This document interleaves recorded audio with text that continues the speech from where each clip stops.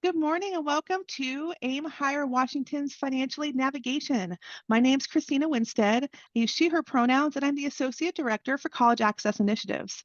I'm also joined by two other staff members from the Washington Student Achievement Council as part of our training team, and I'll let them introduce themselves. We'll start with Sam. Good morning, everyone. My name is Sam Washington. I'm an assistant director with the College Access Initiatives Division of the Student Achievement Council. I support Christina and Yasleen with the 12th year campaign and work on the college bound side of things as well. Very happy to be here with you this morning. Yasleen? Good morning. My name is Yasleen Torres, and I am part of the 12th year team with Christina as a program associate.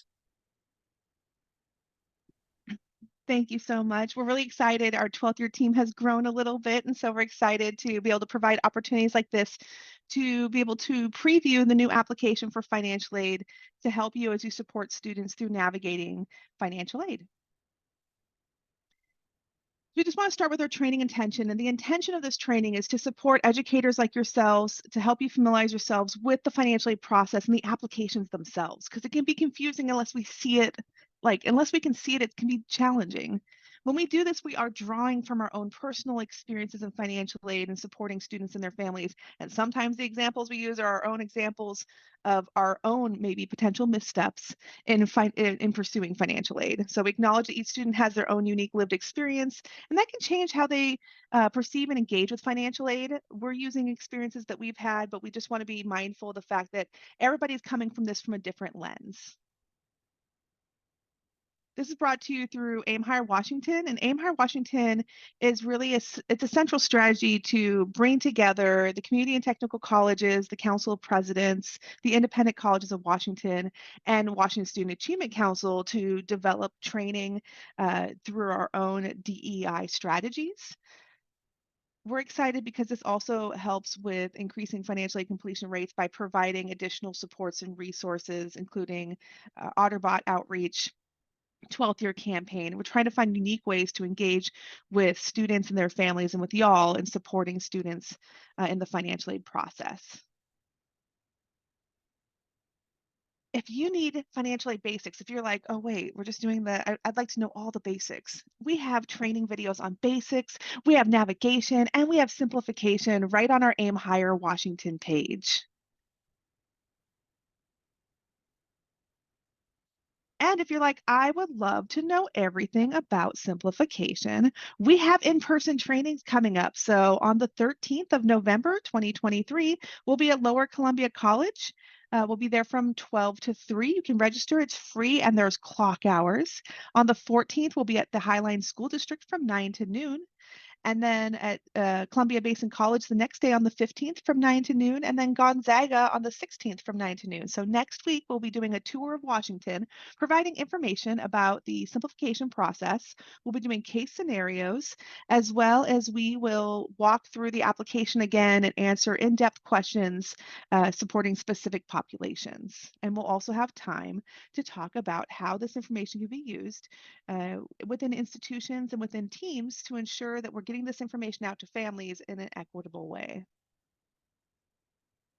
If you can't make all 3 hours, it's still okay to come, and feel free to reach out to us to hear more about the agenda and ways that maybe if you miss it, that you can get the additional support. Today, we're going to talk about why financial aid is important. We're going to do a FAFSA line by line of the 24-25 FAFSA. We're also going to walk through the WAFSA so you can see what it looks like, knowing that there are going to be some changes to the visual look of the application as we change to a new platform. We're going to talk about common errors, how to fix them, resources, next steps, and we're going to answer your questions. If you have any questions during this presentation, please feel free to put them right in the chat. If you need clock hours, we got clock hours for this one for y'all. So if you need clock hours, all you have to do is I sent the information through the Zoom link yesterday. So last night you would have received that. And also you can scan this QR code with your phone and you can register for your clock hours. I would do that as soon as possible. It's free. And we just want to make sure that if you need clock hours, you have access to this. So why is financial aid important? It's important because we know that students pursuing education after high school are more likely to attend if they've accessed aid they need for their education. And in Washington State, we struggle with financial aid completion rates. As a nation, I think there's a lot of states that are struggling with completion rates. But what's unique to Washington is that we have one of the most robust funding packages in the nation. And that funding package includes the Washington College Grant. We have things like College Bound, but in Washington, only around 51% of our seniors last year applied for financial aid. And we know that when we survey them, we know that there are more students than 51% who have educational plans for education after high school. Now, I know you may see that data and think, oh, Christina, we've worked so hard. How are we only at 51%? And we're 47th in the nation. I will say this. I know how hard y'all have been working to increase financial aid completion rates. We've been doing it together. We have been in the top 5 of the nation for year-over-year change, and we are 3rd in the nation for year-over-year change from last year to this year. And so there is change happening. It's just happening very slowly, which is what happens with huge changes like this. So we do see all your hard work, and it is showing in data, and it can be hard to see that when we just look at the complete picture there. So 24-25 updates. For the 24-25 updates, the FAFSA and the WAFSA are going to mirror each other when it comes to questions. The applications are going to come out at the same time. The FAFSA form is going to be shorter and less complex, which I think we will see not as many changes on the WAFSA because we didn't have as many questions like the FAFSA did in the WAFSA. More students will be eligible for federal Pell Grants, as well as the average Pell award will be larger. That's what data is showing us through case studies. Really preparing ourselves through trainings and our families and students through providing information this fall is key. And so we have plenty of supports and training and resources available to y'all to ensure that you have access to what you need to kick off your financial aid season in December when the application comes out. So first, I just want you to see what the page looks like. I think it's always important to be able to see where we're sending students to ensure for the FAFSA that they're going to the right page. So we're going to start talking about the FAFSA specifically. There are 2 ways to apply for the FAFSA. There is the website and the paper application. The paper application will still be available this year. Every year they're going to still have that application. There are applications available in English and Spanish. So the website's available in English and Spanish for the FAFSA. And the first step to doing the FAFSA for our students and for our parents who are providing their information is to do their FSA-ID. New this year, the FSA-ID needs to be created between 1 to 3 days before applying for aid because it has to be verified before it can be used in the application process. So what that means is we no longer can have an all-in-one financial aid night where your students come in, you create your FSA IDs, you eat a couple slices of pizza, and then you go to right to the application and start working on it. It's a 2-step process now. They're going to have to create their FSA IDs, and then they can access their application after they've been verified, and that takes 1 to 3 days. So I would always err on the side of caution and say 3 days. Students are going to need their own phone number and email address, and everyone who's contributing to an application, that's students and parents who have to provide information, will need to make an FSA ID. This includes our undocumented parents from mixed status families as well. And as you can see in the second picture on this slide here, this is not live yet, but they're going to be adding a box that says, I don't have a social security number. And there's a process that they have put in place that we can share more information with you in other trainings that will help the families create their FSA IDs if they don't have a social security number, but everyone's required to create one. And right now, all we've heard on the verifying the FSA ID is 1 to 3 days. We haven't heard anything other than the 1 to 3 days yet. Here's the FSAID resources that we have. We have a worksheet, we have videos, we have a PowerPoint that you can use that talks about the basics of financial aid and then helps you walk your students through how to create an FSAID or a WAFSA account. So we have those in English and Spanish available for you as well. The biggest thing we can do this fall is helping families get their FSAID.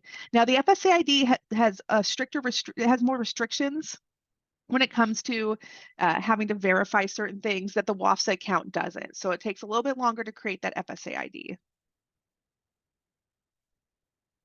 So we're going to first start talking about the student process, because what's unique to this application year and ongoing is that the students will have their own application that they'll complete, and parents will have their own section of the application to complete, but it's not the same application. They access their own individual components through the FSAID. So we'll start with the student and what the student's going to see. So the student will go to the landing page. And one thing I like about this is you can see on here, you can see that it says 24-25 FAFSA, start an application, edit an existing form. Need to access last year's form, start or edit. And so it says last year's form. I'm hoping that'll help students not complete the incorrect year for the application. Now they say it takes about an hour to do this process. So they're upfront there that, hey, you can work on it and you don't have to complete it, but it takes about an hour to do this.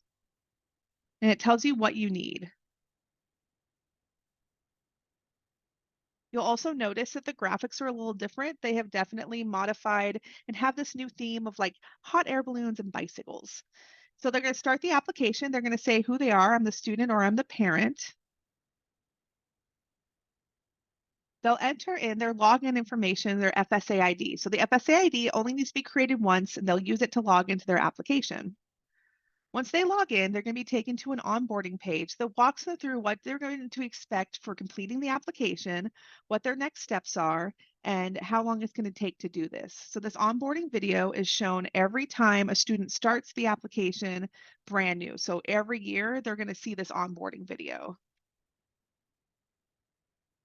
So for student onboarding, it's just going to show who's going to be contributors, what information they might need. It's going to talk about what to expect and how long it should take and what their next steps are for the application after they submit it. So the onboarding video, they have to walk through the first time.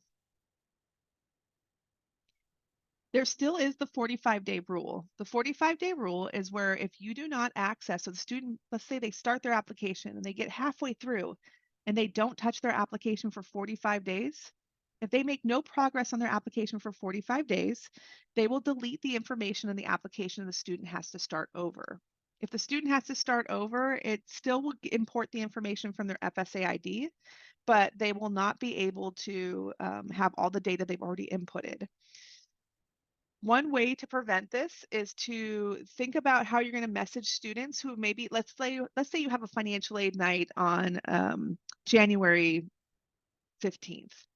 Federal Student Aid will message students on day 7 of inactivity on their page to let them know, hey, it's been 7 days since you've worked on your application. You have 45 days to access your application and continue on it. They also send another message at 14 days. So 7-day notification, 14-day notification. I think it's important maybe to think about using your data and the financial aid portal to see who hasn't completed their application, to maybe message them and say, hey, it's been 35 days. You have 10 days to access your application, or they're going to wipe out the information to help them move on. Now, they can log in and answer one question and it restarts that 45-day piece. So the first thing they're going to do is they're going to ask the student to verify their identity information that was provided in the FSAID. If they need to update certain components of this, they have to go into their account settings through studentaid.gov. So basically going into their FSAID to update it. When students are using an email address, if they've used their high school email address, this is a great time for them to update it in their FSAID, because we know that they won't have access to their email address from the high school after they graduate. So it's a great time for them to create an email address that won't make an admissions officer blush, that they'll check on a regular basis. Then it's going to make sure, it's going to say, hey, is this your mailing address? The mailing address piece, it can be a PO box, it can be a physical address. For students who are experiencing homelessness and don't have a mailing address, it can be general delivery. It can be the school's address. It's wherever they can receive mail. They can edit this directly on the financial aid application. It's going to ask the student about their legal state of residence and when they became a legal resident of that state. And that's for them to determine state aid eligibility as well as federal eligibility. So just some eligibility tips. Parent citizenship status are not an eligibility requirement for federal student aid. So they are looking at the student who's the applicant, not the parent. So if the student's eligible for federal aid and the parents aren't, they're going to be eligible for federal aid because they're not looking at parent eligibility. Gender designation does not impact students' ability for financial aid. Last year, I heard that as kind of a rumor of like, oh, like it was just a weird thing I heard. So I just wanted to make sure that be very clear that does not impact in any way, shape, or form. And students who are not eligible for federal aid want to use the WAFSA to see if they're eligible for state aid through Washington State. So if they're a Washingtonian, but they're undocumented and ineligible for federal aid for any reason, have them try the WAFSA to see if they can access state aid specifically. So in the application, the next thing the student does is provide consent. They're providing consent for their information from the IRS to be transferred over to their FAFSA application. Now, they may not even have a file with the IRS. They may not have filed taxes, and that's okay because it's also going to transfer over a non-filing status. What they need to do is they have to provide consent in order to be eligible for federal student aid. And it says it right at the top of the page. It'll say provide consent or be ineligible for federal student aid. It'll say exactly what's being transferred over, and they can agree and it'll take them to the next page. But if they click decline, then it says, okay, well, you're ineligible for federal student aid, and basically like apply for scholarships. So personal circumstances is the next slide, and that's really what they're looking at for the student circumstances that can impact two different things. Number one, their eligibility for aid when it comes to being dependent or independent, and other circumstances that might provide aid. So they're going to look at what they call dependency status. And the dependency status means that students under the age of 24 who do not have special circumstances or unusual circumstances have to provide their own information, and their parent is going to have to provide information as well. Independent students are students who are over the age of 24 or students who meet specific unusual circumstances or special circumstances. For example, if they've ever been in foster care after the age of 13, they're considered independent even though they're not 24. If they are in a legal guardianship as defined by a court, they're considered independent. There's a lot of different reasons why a student could be considered independent in this process. Now, if the student needs a dependency override, so let's say the student doesn't meet the examples of why they would be considered independent. Let's say the student is, let's say the parents are both incarcerated. The student has no contact with, they're unable to get information from them, or the student comes from an abusive household where they have no contact with their parents. They want to request dependency override, and there's there's an actual section of the application this year where they can do that. So what's going to end up happening is they will petition for that and be considered provisionally independent. We'll talk about that in a second. Now, reasons why they won't consider a student independent. If the student is just independent financially or self-sufficient, unless they are like self-sufficient and experiencing or at risk for homelessness and considered through a McKinney-Vento determination, just being independent financially does not consider you independent for financial purposes. If the parents aren't willing to provide information, it does not allow a student to be considered independent, and that can greatly impact the student's ability to receive aid, especially federal aid that's not in a loan format. If they don't live with their parents, they're still considered dependent. So they want to deep dive and ask more questions of like, do you not live with your parents because of an abusive relationship? Do you not live with your parents because you don't know where they are? Like, sometimes asking that extra question is helpful. If the parents don't claim them on their taxes, it doesn't count. They won't count that as an unusual circumstance for dependency override. So in this section, they're going to start with asking the student's marital status. And this is like married. I know this is hard for students because like Like they added this finally where it says single, never married. Because I've had students who are like, I'm in a well-committed relationship and we're not married, but it's gonna happen. And you're like, okay, I love that for you, but also like unless you put a ring on it and have married it, it's not happening. Like you have to be actually married. That's going to ask the students' plans for school. So what year are they going to be in their freshman year, sophomore year, undergraduate year? Like what are they doing? And I like how they've changed this because in the past it said um, it won't say freshman, it'll say first year, and then it won't describe what that is. And so I've had students who said like graduate, and then they've changed to college graduate. In the past, it just said graduate degree, and students assumed, well, I've graduated from high school, so I am a graduate student, which makes total sense. And so those common definitions can be very tricky. So they've done a little bit more explaining on the new application. It's going to ask about personal circumstances. So this is what those unusual circumstances that may allow them to be considered independent. And so if the student has a child of their own that they provide 50% or more of the support of, then they're considered independent. If they were any time after they turn 13, a ward of the state, an orphan, or in foster care, if they've been assessed as homeless, unaccompanied homeless, that's another reason why they would be able to provide just their own information. If they were emancipated, things like that. So students want to read through this very carefully. Very specifically, they ask if they were at risk for being homeless and self-supporting or if they were unaccompanied homeless youth. There are more people who can make determinations on this than in the past. And if you're interested, there is a webinar through the Passport Network tomorrow where we're going to talk about simplification and how it impacts our youth experiencing homelessness and our youth who are unaccompanied as well as at risk for being homeless and self-supporting. If they say yes to this, it tells it'll ask who made this determination, and the list of people who can make the determination has grown. It's going to ask if you have special, like unusual circumstances beyond that. So are you unable to provide information? Like would it pose a risk for the student to contact the parent to provide information? It gives a list.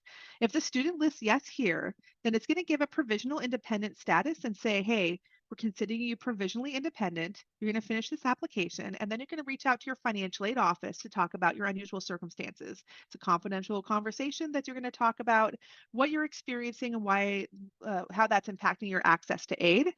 If not, if they're considered dependent, then it's going to say, hey, you're considered a dependent student. You need to provide parent information. If your parent is unwilling to provide information, you can select no here, but you'll only be eligible for a direct unsubsidized loan only. That's the only type of aid that you would be considered for as a unsub loan. If the parent says they're not going to provide information, I encourage having conversations about that they're providing. A parent is a contributor of information. It doesn't mean they have to contribute financially to their students' education after high school. If they're independent, then it's just going to say, you're independent. We only need your information. Let's continue on this application. So for dependent students, it's going to start asking them questions about their parents. It's going to say, are your parents married together? This is basically the parent wizard. It's going to ask if they're married to each other. It's going to go through questions to determine who is the parent for financial aid purposes. So it's going to determine if the parents are married, if they filed together for taxes, then it's just one parent who has to provide information.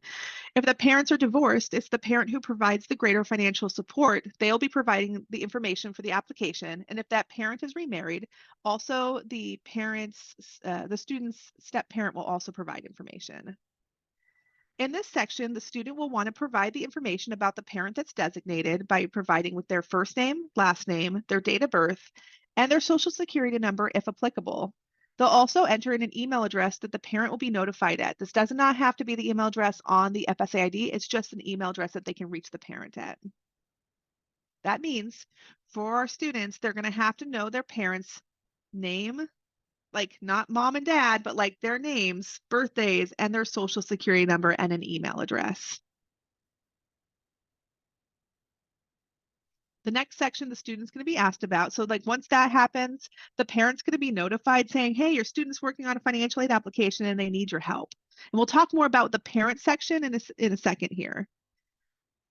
So for the demographics, the student demographics is a section that's required now. So student demographics is where it's going to ask questions of the student. They can decline to answer the questions, but they have to go through the section. Only the student can see the demographic information that they enter.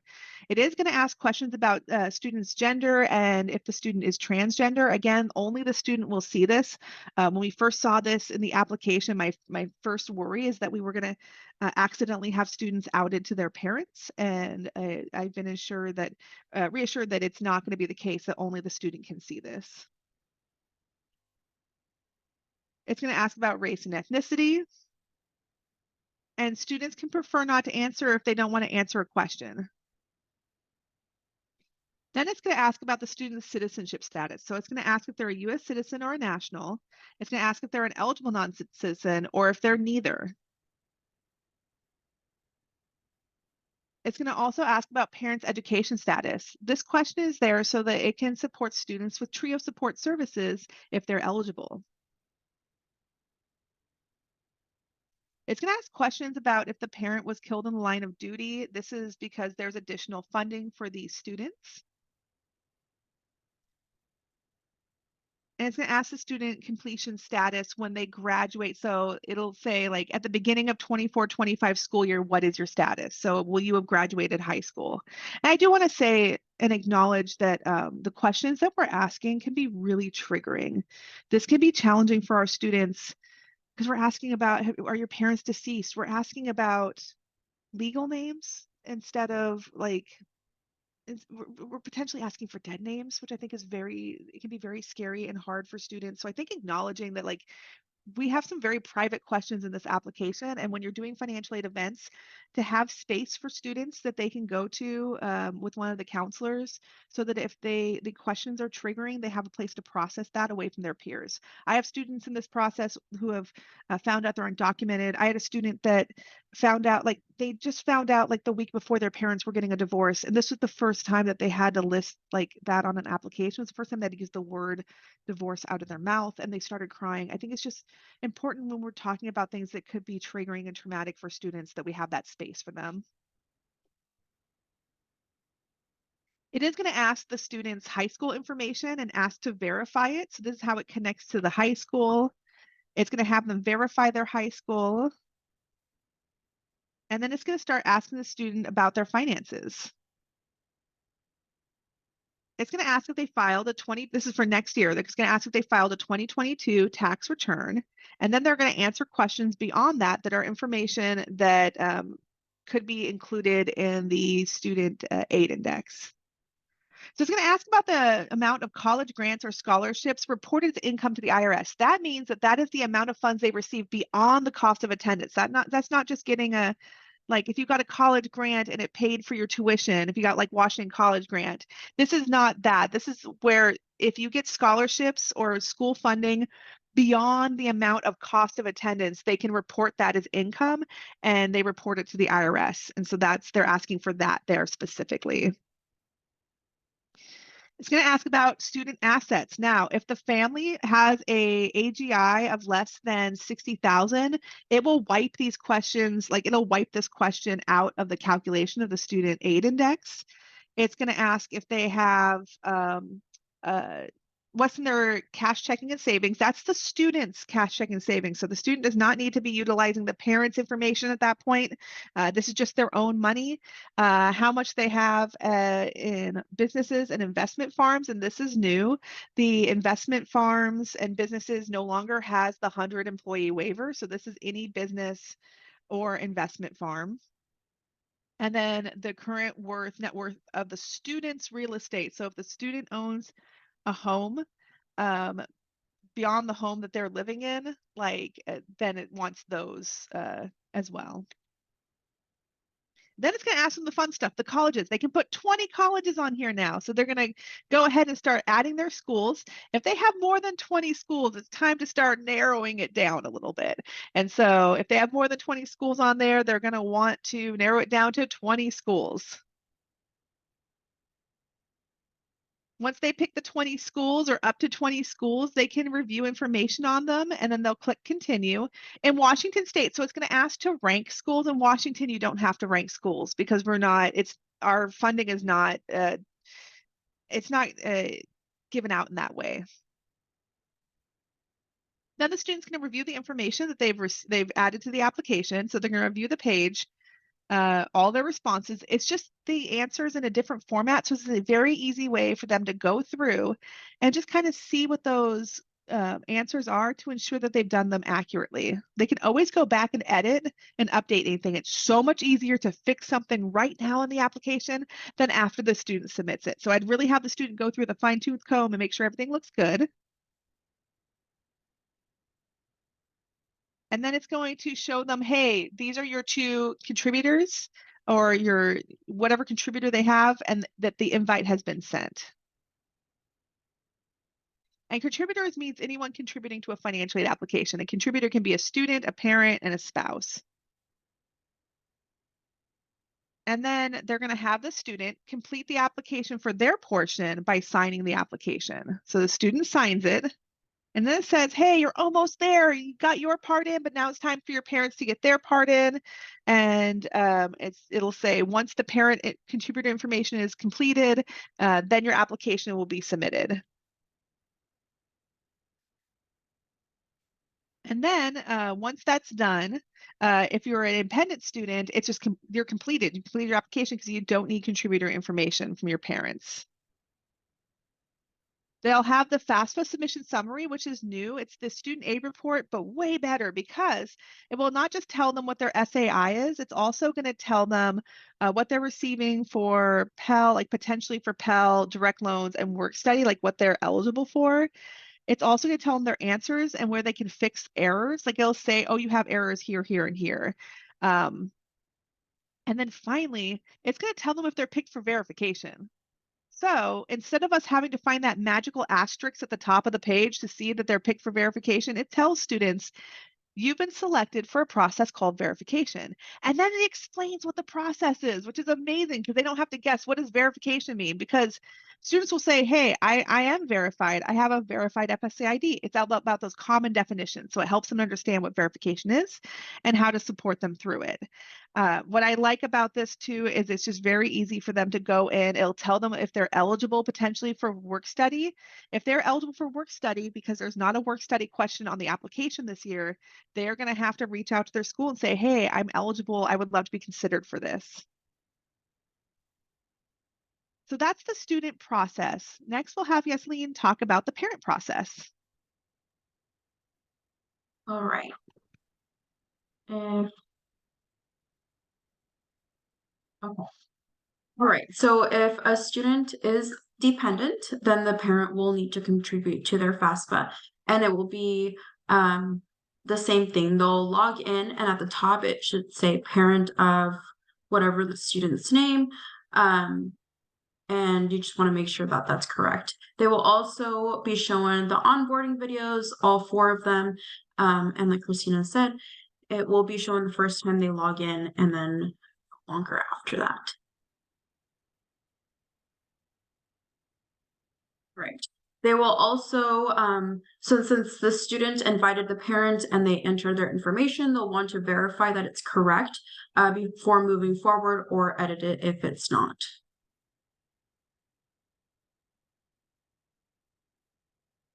So the parent will need to provide consent. It's similar to the student. If they do not provide consent, then they will not be eligible for federal student aid, and that will be clear in the summary and kind of just say what they're using that information for. And if they don't provide it, then the student will be ineligible.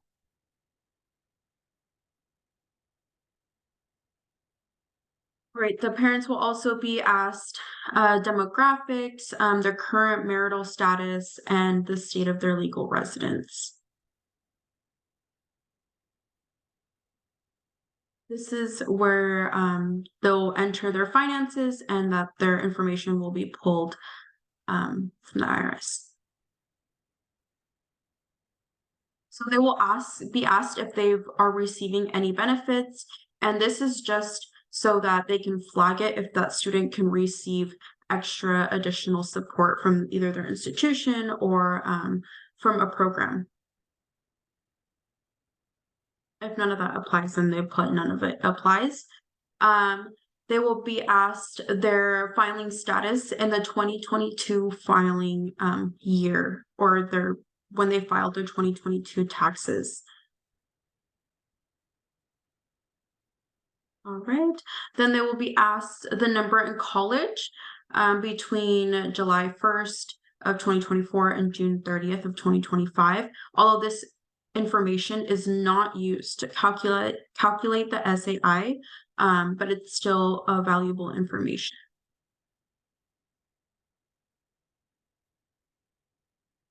This is where they'll enter additional tax return information, like if they received an earned income tax credit, or if they have foreign earned income, and this is where they would enter that.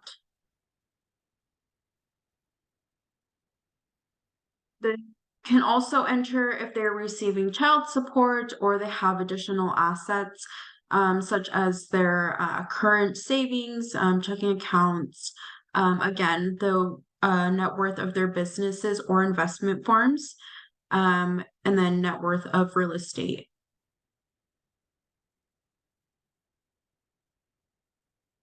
All right, and if the parent or if their student situation requires an additional parent or the spouse of the parent they are using to file the FAFSA, then this is where the additional parent would be invited. All right, and that was the parent section. Now they can just go through and verify that each section is correct. They can click on the drop downs and go through that information and edit anything they might have made a mistake on or caught later on. All right, this is a signature page, just saying that everything they've reported is correct and accurate. And then they click the box and that they agree. Yay. So the FAFSA is now complete. The student has done their section, the parent has done theirs. What happens next is that an email should be sent to the student, and they should confirm that they've received this email, and then they will be notified on the processing time, updates. If they need additional information, anything of that sort should go to the student.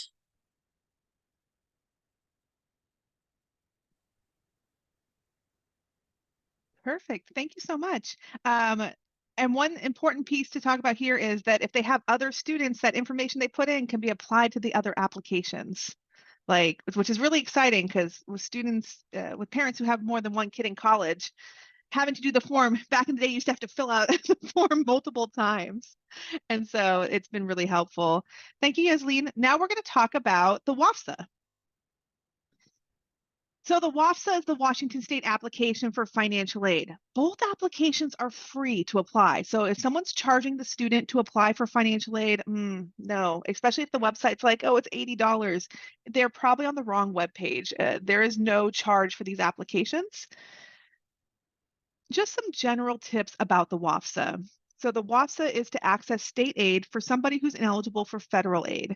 When a student uses the FAFSA, they're being considered for federal and state aid at the same time. So they're only going to do one application, FAFSA or the WAFSA, never both. When they do both applications, all they're doing is giving me a bunch of gray hairs as we determine which application they were supposed to do. So we want them to do the application they're eligible for. So they're going to do the WAFSA if they're not eligible for federal aid, but want to be considered for Washington state aid. When we're helping students with the WAFSA, we're there just to help them, but we're not there to prepare the application. So we're not preparers for either the FAFSA or the WAFSA. We are supporters of the student as they navigate their way through the application.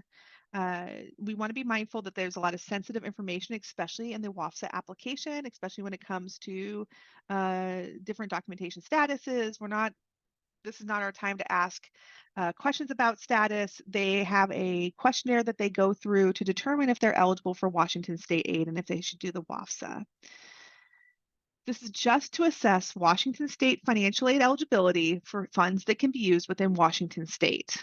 And there's a lot of resources to help students with this.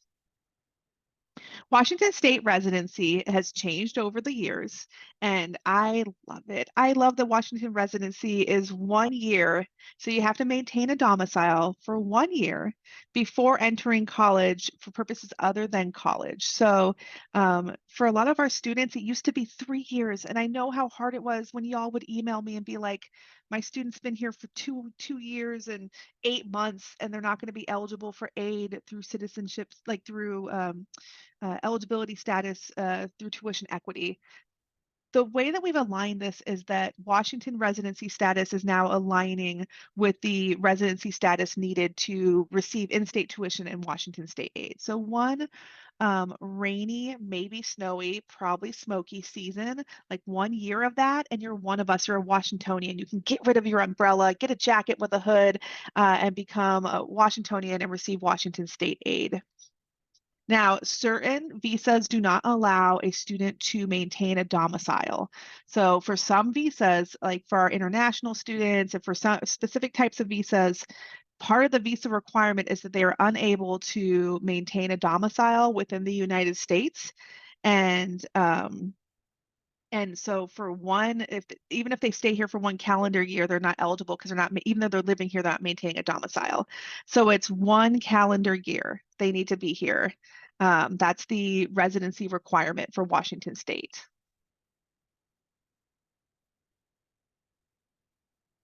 Now, we will have students, unfortunately, who are not eligible for federal or state aid based upon either their inability to maintain a domicile or how long they've been here. And if that's the case, we want to ensure that that they are, if they're not, so they may apply for WAFSA for a variety of reasons, but if not, we want to make sure that they have access to scholarship aid. So in Washington, another thing I love about Washington state aid is if a student's ineligible for federal aid, let's say they're typically eligible, but they're not eligible because they're in default on federal student loans, they can still apply for Washington state aid. So for our adult returners, this has been a big piece. If the parents are undocumented and they prefer, even though they're eligible for federal aid, they prefer not to complete a federal application, they can still pursue state aid. So there are other reasons why someone might use a WAFSA instead of a FAFSA for financial aid applications. We have an eligibility questionnaire. I encourage you, when you're working with students for financial aid and on all your computers, have them start with this page here. Because what this will do is it will assess if the student's eligible for state aid or federal aid and tell them to go to the correct application. So for starting a WAFSA, we want to make sure that they're completing the 24-25 WAFSA for our class of 2024. I know that sounds super futuristic, but that's when they're going to go to college.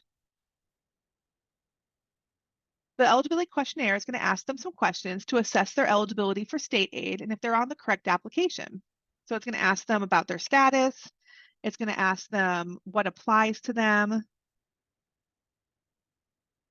It's going to ask if they've completed a FAFSA already, because we have students who are like, if I do a FAFSA, I get this much money. I'll just do a WAFSA and get double the money. And that's not how it works, because when you do a FAFSA, you're being considered for state aid and federal aid at the same time. So if they've already done a FAFSA, then they don't need to worry about doing a WAFSA. And then depending on their answers, it's going to tell them like, hey, you're eligible for Washington state aid. Let's go ahead and have you start that application. If they are not eligible for state aid or federal aid, this is where I have them use resources like Immigrants Rising and other pages to assess themselves for scholarships. So a student may not be eligible for both types of aid, and we want to make sure they have access to be able to access as much aid as possible to support their education after high school. And that Immigrants Rising page is amazing. It has not just undergraduate, but graduate scholarships on there, and none of them have citizenship requirements. And graduate scholarships are like the unicorn of scholarships, I feel like.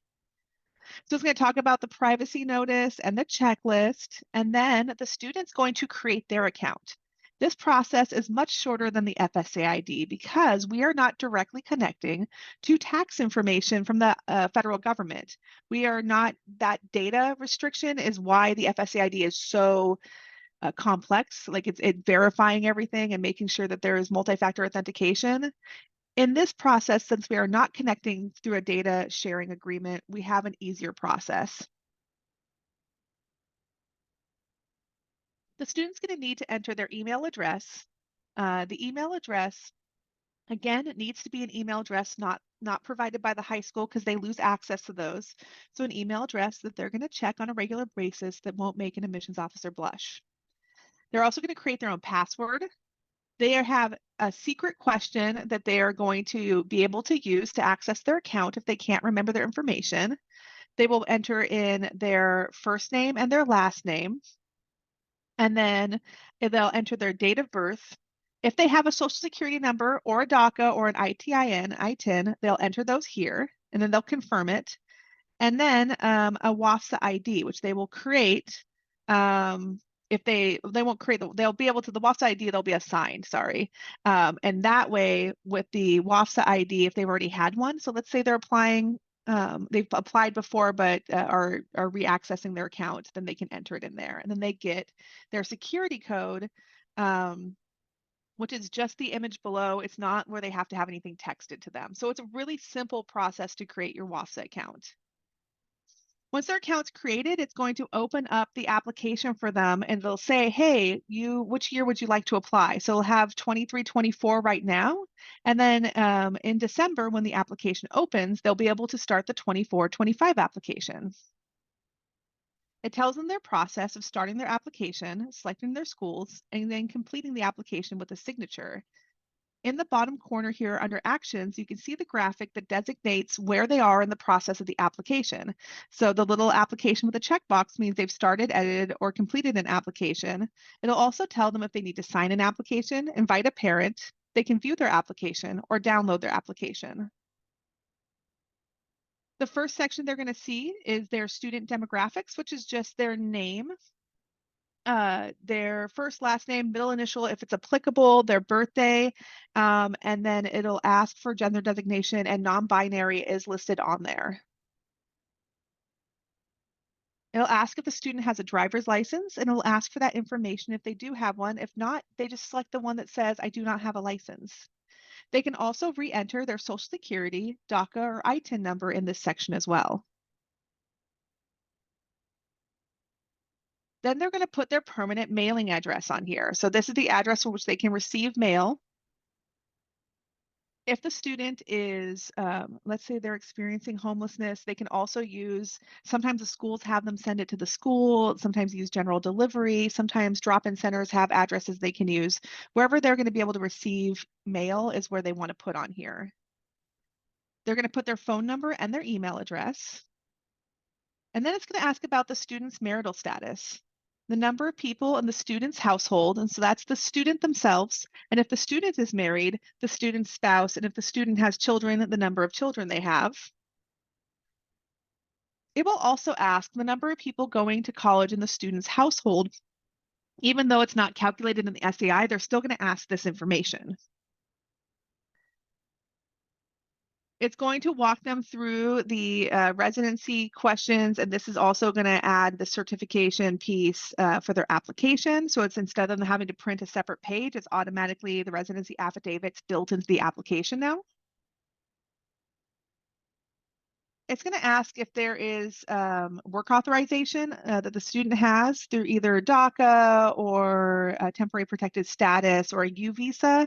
This is to see if they might be eligible for state work study. It's going to ask what grade level they're going to be in and what kind of degree or certificate they're going towards. It's going to ask if they've completed a bachelor's degree and if they're interested in work study. Then it's going to ask the student questions, just like in the FAFSA, to determine their status for dependency. So it's going to determine if they need parent information or not. Again, I encourage students to read through the application very thoroughly when it's asking those questions to ensure that they're answering them accurately. That way, we want to make sure that it's an accurate assessment of their dependency status. At the end, if the student is dependent, it'll say you're considered dependent will you be able to provide parent information? And so it'll say, continue with application process, and then, or I'm unable to provide information on the application due to special circumstances. It will list exactly what is considered a special circumstance or not. So it'll say, like, if your parents are incarcerated, you've left home due to abusive family environment, or if you don't know where your family parents are and are unable to contact them and you have not been adopted, those are reasons why they might be able to do a dependency determination, a dependency override. But if you live with your parents, or you don't live with your parents, or they don't provide financial support, all the reasons why they would not be able to consider you for a dependency override are listed below. Then the parent information is going to be entered. So this is different than the FAFSA now because this is all one application. So the parents are just going to answer the questions on here, which is going to be the parent marital status, the number of people in the parent's household. So that will include the student, the parents. They'll list how many people, and it gives the criteria below of who would be considered a member of the household, and then the number of people in the parent's household that are going to college. In the parent information, if there is no social security number, what we want them to do is we want them to enter zeros. So you'll enter all zeros, no other number. Please don't use an ITIN or DACA or any other number like that. It's going to be zeros. They'll enter the parent's name, their birthday, and their highest level of education, and that's again going to trigger TRIO services. It's going to ask for the parent's email address. That is where the notification is going to go for the parent to have them sign the application. It's going to ask about parent's state of legal residence and when they became a resident. It's going to ask about their income tax return status, and because we don't have a direct sharing agreement with the federal government, this is going to be manual entry. So it's going to ask them about the status. It's going to ask about the type of return, what the student or the parent's AGI was, taxes paid, and then income earned from working. So they're going to want copies of their taxes to be able to complete this portion.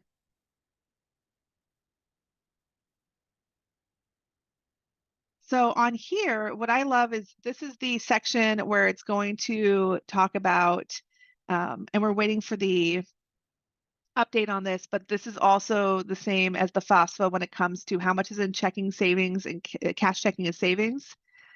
It's going to ask if the student received free or reduced lunch, or anyone in the household received free or reduced lunch. If the parent has a small business or real estate. It's also going to ask if it's going to calculate if their AGI is below 60,000 this year, then it will not ask. It basically will zero out these questions. Once the parent income section is done, it's going to go into the student income and tax data, and it's going to ask the same questions of the student. So it's going to ask them about their taxes, if they filed, if they didn't, how much they have in their own personal cash checking and savings, if they have their own small businesses or real estate or investment farms. It's going to ask them if they have pension payments, if they've received child support themselves, not the parents, if they have military clergy allowances. It's all the same questions that the parents got asked. Other student untaxed income, other reported money. Then finally, it's going to ask the student where they are going to go to college. And it's a lot easier on this application because it's just a drop-down box of all the eligible institutions in Washington State, and there's like 66 of them. So it'll ask about their housing plan and their college. Then they're going to be able to review the application, and they have to click View Forms and acknowledge that the information is true and correct. And then they'll be able to sign their application. So they have to give consent to use an electronic signature. It's going to tell them the software they need to do this. And then it will have them enter in their parents' first and last name.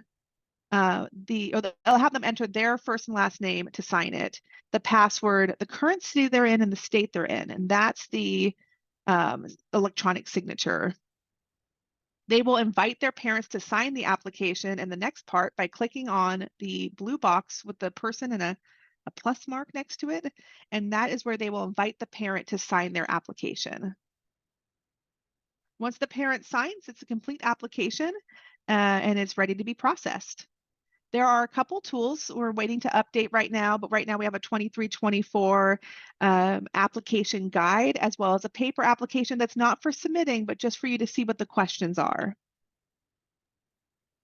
Next, Sam's going to talk about financial aid appeals. Great. Thanks, Christina. So now that we've talked about what the application looks like and all of the information that's required for both students and their parents to fill out their respective sections, we wanted to spend a little bit of time talking about going through the process of appeals, as well as some of the common errors that your students and their families may run into as they're working through this process. So first, for the appeals, let's hop to the next slide.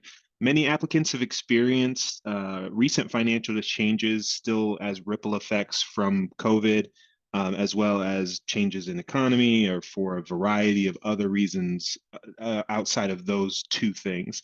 And so what's important to note is that students can use an appeal process to be reassessed and for the schools to take into account those changes in financial circumstances. Students need to apply for aid and then contact the financial aid department of the colleges that they've applied to initiate this process. From there, students can use something like a tool called Swift Student that we often talk about.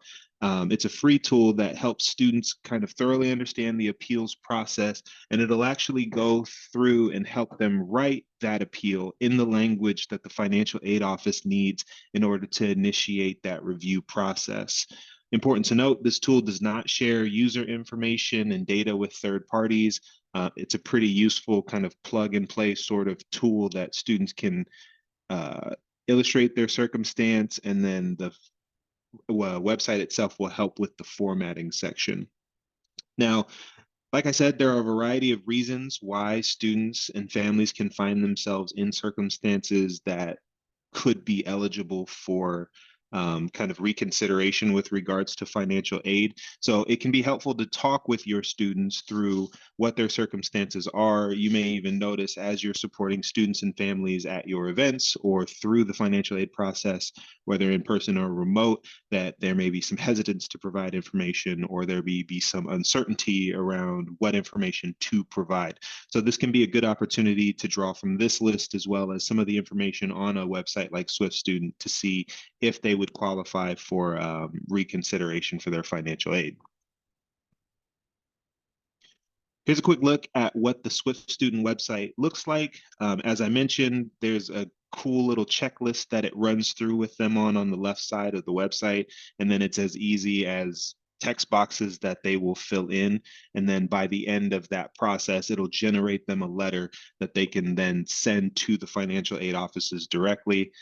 Similarly to a student, doing a letter of recommendation or an essay for the college, just make sure that information is up to date and specific to the college that they want to send it to. Now, as students are going through this process, it's a lot of very specific information that is needed, and this process oftentimes can lead students into making common errors, as is typical with any, process of filling out applications. So we want to walk through a couple of the common errors that you may find your students walking into and how to fix them.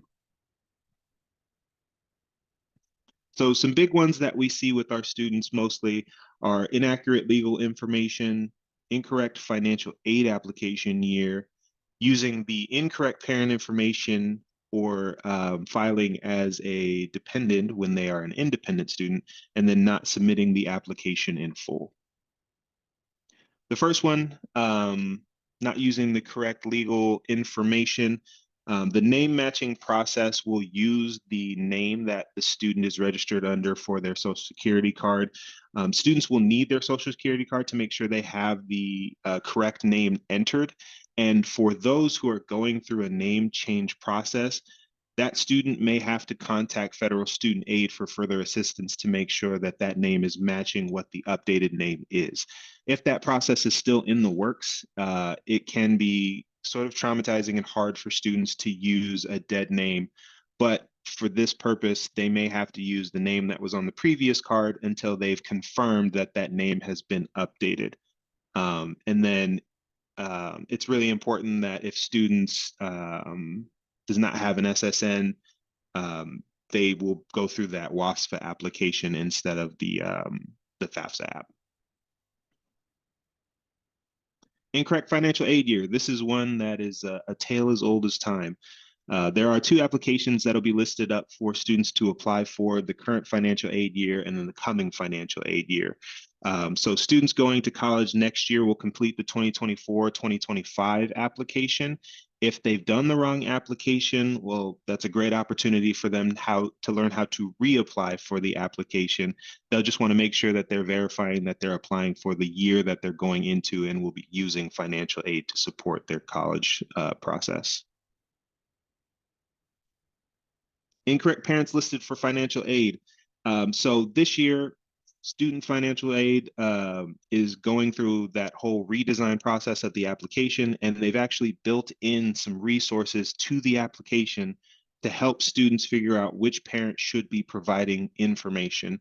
So they still have that kind of handy flowchart handout that is useful, but the application itself now has a parent wizard built into it where students can figure out who the information should be coming from. And then it may also help the student determine whether they are dependent or independent and whether or not they actually need to be providing parent information as well at all. And then last but certainly not least, financial aid application has not been submitted. So this year, parents will get their own invite to fill out their section of the student's FAFSA application.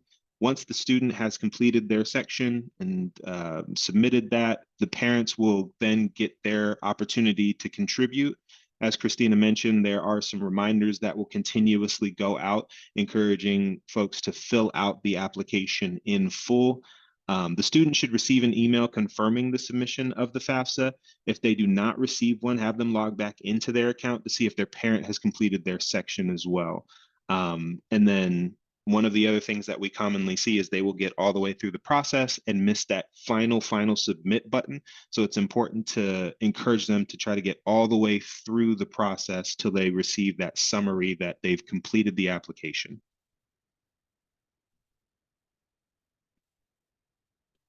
So going into resources, as you're continuing to work with your students and this new application is coming out, Federal Student Aid is continuing to release more information, as well as releasing resources that go along with these new steps, these new processes that we are all getting familiar with. First thing that we want to share with you all is the prototype that they have available. You can dive in, tinker around with the application itself, see what the process is like for the students, and then be able to provide, support and information from there. It's a great chance to get hands-on with the application right now. There's also the FAFSA demo tool system. You can log in using pre-existing information. It's a great way to tinker with it and not have to worry about messing up anyone's application to see what is what. So that's another great resource to have in your belt as well. And then the 12th year campaign and WASAC have a lot of great additional supplemental resources that can, pair along with the federal student aid resources. It can help with hosting events, providing presentations about financial aid to your students and families. We have postcards. We just went through a redesign of our college and career knowledge booklet, as well as some cool handy notebooks and stickers and different things like that you can hand out at your events to serve as great reminders in supporting your students through completing their financial aid application. And then for students who are curious about how financial aid works and what opportunities that there are, WASAC has actually produced some information about the Washington College Grant in the form of a handful of videos that break down where WA Grant can be used, what it can go towards, what careers that are funded through the WA Grant. These videos are also translated into several different languages. So it's something that you can just send out to your students maybe 1 week at a time. They are very short videos with a lot of great information and can help encourage your students to engage with financial aid to pursue whatever it is they have in mind for after graduation. Now, we also have information at WASAC around what completion is looking like for us around the state. As Christina mentioned at the very beginning of this presentation and training, everything is kind of on hopefully the upswing going out of the pandemic. And so this is a great way to see where we're at as a state, where you are as a district, is by checking out our financial aid completion data on the WASAC website.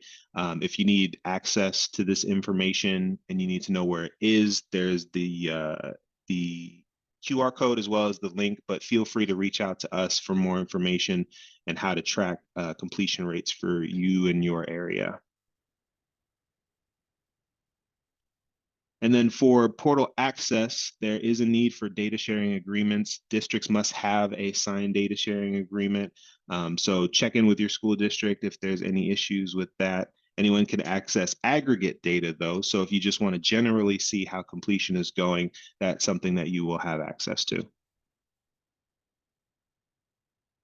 And then student loans are a big topic of conversation too with regards to college going. And so WASAC has a student loan advocate as well as a website with a ton of resources for what it means to be a responsible and informed borrower for education loans. It's got a bunch of great modules going from the very beginning of the process in applying to the very end of the process in paying back, and then everything in between. So it's a great resource to have on hand. It's also a useful resource for anyone that you know who is currently going through school, or even for yourself. I've been on the website myself for my own student loans. So it's a great tool to check back in on every once in a while for yourself or as your students moving through their education career. And throughout the conversation, I have been in chat gathering up your questions. I see more are coming through. So I will have Christina come back on for us.